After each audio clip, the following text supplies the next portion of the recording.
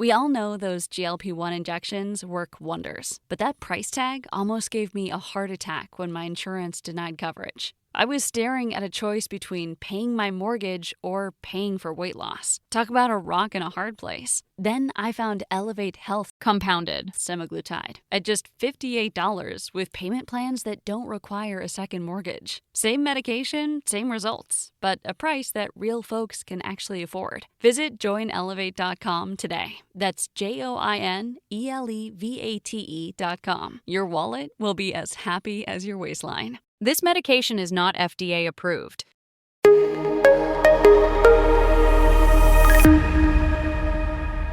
Hello and welcome to the Intel Brief. Today is Tuesday, 30 September.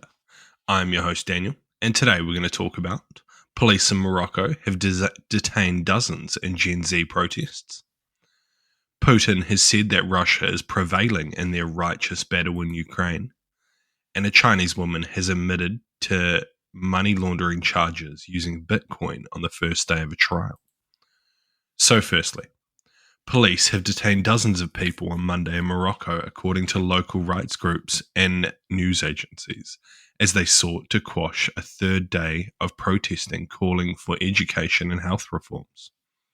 A heavy security presence was seen in cities such as the capital Rabat and Morocco's largest city of Casablanca, as well as others. Authorities have been trying to prevent groups of young people from gathering since online calls circulated for protests over the weekend.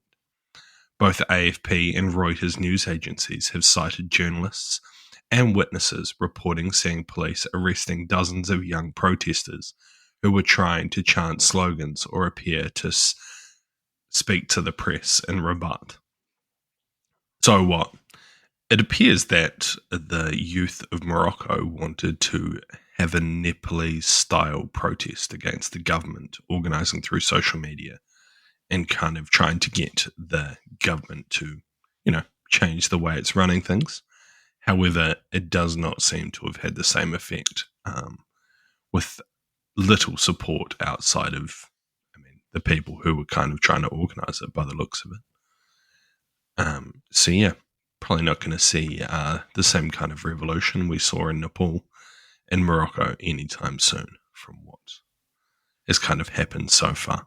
And this will probably die out in the next few days, I feel. However, I've been wrong before, so let's see.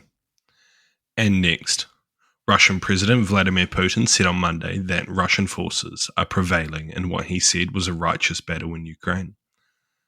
He said in a video published on the Kremlin's website that their fighters and commanders go on the attack, and the entire country, all of Russia, is waging this righteous battle and working hard.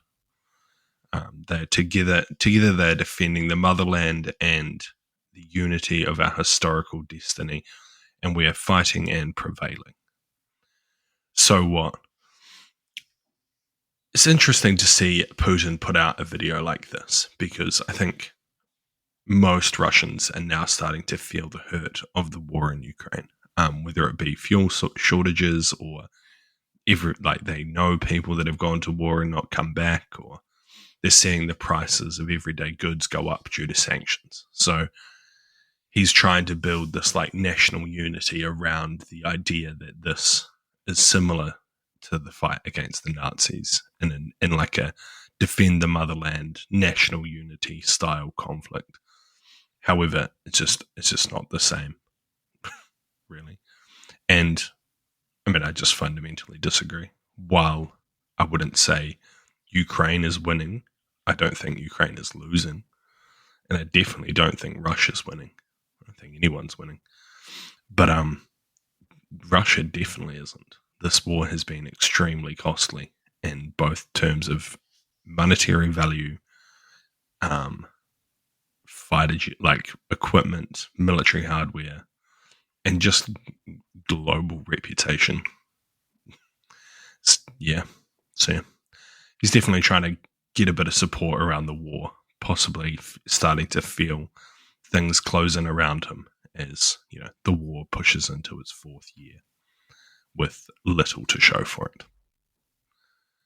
And lastly, A Chinese woman accused of laundering Bitcoin, which was linked to an alleged £5 billion fraud, pleaded guilty in the London High Court on Monday.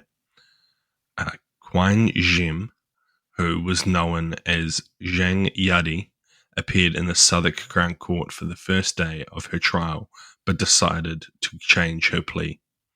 The 47-year-old admitted to one count of processing criminal property and one count of transferring criminal property.